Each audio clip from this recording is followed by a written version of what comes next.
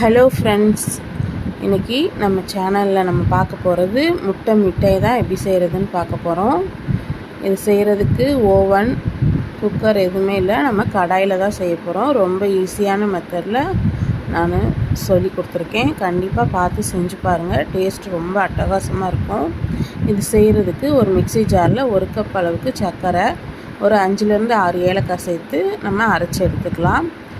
இப்போ இந்த அளவுக்கு நல்லா நைஸாக அரைச்சிருச்சு. இதை ஒரு பாத்திரத்தில் கொட்டி நம்ம தனியாக எடுத்து வச்சிடலாம்.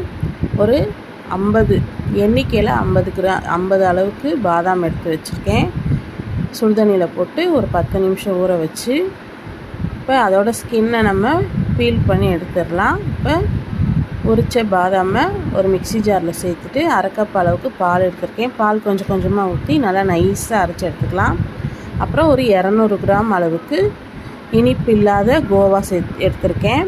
அதை நம்ம ஒரு கடாயில், எந்த கடாயில் செய்ய போகிறோமோ அதில் சேர்த்து இந்த மாதிரி நல்லா சாஃப்டாக இருக்கணும் கோவா, அந்தளவுக்கு நல்லா பிரித்து எடுத்துக்கோங்க.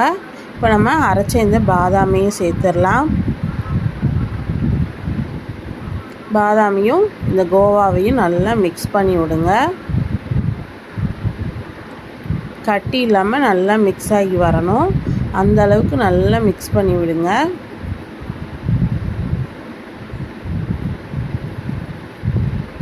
நம்ம செய்கிற அளவுக்கு ஒரு 1.25 கிலோ அளவுக்கு முட்டை மிட்டாய் ரெடி வரும்.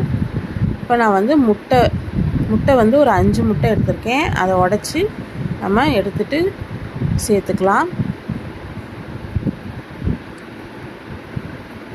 இப்போ முட்டை நல்லா மிக்ஸ் ஆகணும். இந்த முட்டை, கோவா, அப்புறம் நம்ம அரைச்சி ஊற்றிருக்க பாதாம் பேஸ்ட்டு, இது 3மே தனித்தனியாக இல்லாமல் தெரியக்கூடாது. தனித்தனியாக நல்லா மிக்ஸ் ஆகி வரணும். அந்தளவுக்கு நல்லா மிக்ஸ் பண்ணி விடுங்க. இப்போ இதில் கலருக்காக குங்குமப்பூ சேர்ப்பாங்க. நான் ஒரு சிட்டிகை அளவுக்கு மஞ்சள் தூள் சேர்த்துருக்கேன். இப்போ நம்ம அரைச்ச இந்த சர்க்கரையும் ஏலக்காய் பொடி அதை சேர்த்துட்டு ஒரு பிஞ்ச் அளவுக்கு உப்பு சேர்த்துக்கலாம். உப்பு சேர்த்துட்டு நல்லா கலந்து விடுங்க.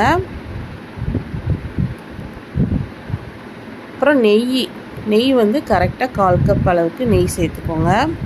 சேர்த்துட்டு இப்போ இது எல்லாமே நல்லா மிக்ஸ் ஆகி வரணும். அந்த அளவுக்கு நல்லா மிக்ஸ் பண்ணுங்கள்.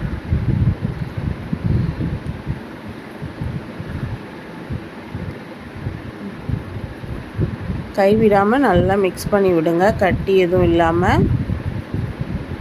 இப்போ இந்த அளவுக்கு நல்லா மிக்ஸ் பண்ணியாச்சு. இப்போ அடுப்பை நம்ம மீடியம் ஃப்ளேமில் வச்சு தான் இதை கிளற போகிறோம். அடுப்பை ஃபுல்லாலாம் வைக்கக்கூடாது. அது இல்லாமல் அடுப்பை வச்சுட்டு நம்ம அங்கிட்டு இங்கிட்டு போயிடக்கூடாது. அடுப்பில் வச்சுட்டு பொறுமையாக அந்த மாதிரி கிளறிக்கிட்டே இருக்கணும். ஒரு 10 நிமிஷமாவது கிளறணும். அடுப்பை சிம்மில் வச்சுட்டு, அப்போ தான் உங்களுக்கு கரெக்டாக இந்த கன்சிஸ்டன்சி வரும். நம்ம இருந்தது கொஞ்சம் தண்ணியாக இருந்துச்சுல, இப்போ பாருங்கள் நல்லா இந்த அளவுக்கு பேட்டர் ரெடி ஆகிருக்கு. இப்போ நம்ம இதை இந்த மாதிரி ஒரு கேக் டின்னில் தான் நான் சேர்த்துருக்கேன். கேக் டின்னில் ஒரு 2 டீஸ்பூன் அளவுக்கு நெய் அடியில் ஊற்றிட்டு நம்ம ரெடி பண்ணி வச்சுருக்க இந்த மிட்டாய் கலவையை சேர்த்துட்டு நல்லா சமப்படுத்தி விடுங்க.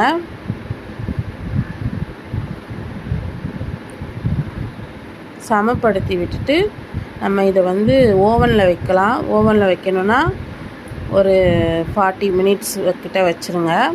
இப்போ இது மேலே நம்ம கலர் நல்லா வரதுக்காக ஒரு டீஸ்பூன் அளவுக்கு நெய் ஊற்றிருக்கோம். நெய் ஊற்றினீங்கன்னா தான் நல்லா ப்ரௌன் கலராக வரும். அப்புறம் பாதாம் ஒரு 5 போல் பாதாமை துருவி வச்சுருக்கேன். அதையும் சேர்த்துட்டு இந்த மாதிரி நல்லா தூவி விடுங்க. தூவி விட்டுட்டு இப்போ நான் கடாயில் தானே நம்ம செய்ய போகிறோம். கடாயில் இந்த மாதிரி அடியில் ஒரு பிளேட் போட்டுட்டு இப்போ நம்ம ரெடி பண்ணி வச்சுருக்க இதை வச்சிடலாம். இந்த முட்டையோட கலவையை வச்சுட்டு அடுப்பை சிம்மில் வச்சுட்டு கரெக்டாக ஒரு 40 நிமிஷத்துலேருந்து 50 நிமிஷம் ஆகும் ரெடியாகி வர. நம்ம குவான்டிட்டி அதிகமாக சேர்க்குறதுனால டைம் கொஞ்சம் அதிகமாக எடுக்கும். இப்போ ஒரு 50 நிமிஷம் ஆச்சு எனக்கு கரெக்டாக ரெடி ஆக்கி வர. இப்போ பார்த்தாலே உங்களுக்கு தெரியும் சூப்பராக நல்லா வெந்து வந்திருக்கு. நம்ம கரண்டி வச்சு குத்தி பார்த்தா இந்த மாதிரி ஒட்டாமல் வரணும். இப்போ இதை வந்து ஆற வச்சுக்கலாம். கொஞ்சம் நல்லா சாஃப்டாக ஜூஸியாக இருக்கும் சாப்பிட்றதுக்கு. கண்டிப்பாக நீங்கள் ட்ரை பண்ணி பாருங்கள். இப்போ இதோட ஓரங்கள் எல்லாம் நம்ம எடுத்து விட்டுட்டு இதை வந்து பீஸ் போட்டு கட் பண்ணிக்க வேண்டியது தான். நம்ம கடையில் காசு கொடுத்தெல்லாம் வாங்க வேணாம், வீட்டிலையே சூப்பராக செஞ்சுக்கலாம். கண்டிப்பாக ட்ரை பண்ணி பாருங்கள். ரொம்பவே டேஸ்ட்டாக இருக்கும். அப்படியே வாயில் வச்சதுமே கரையிற மாதிரி இருக்கும். நல்லா ஜூஸியாக சாஃப்டாக சூப்பராக இருக்கும். கண்டிப்பாக ட்ரை பண்ணி பாருங்கள். இது ரொம்பவே ஈஸியான மெத்தடில் தான் நான் சொல்லி கொடுத்துருக்கேன். நம்ம கடாயிலே தான் செஞ்சுருக்கோம். இந்த ரெசிபி உங்களுக்கு பிடிச்சிருந்தா லைக் பண்ணி உங்கள் ஃப்ரெண்ட்ஸ் அண்ட் ஃபேமிலிக்கு ஷேர் பண்ணுங்கள்.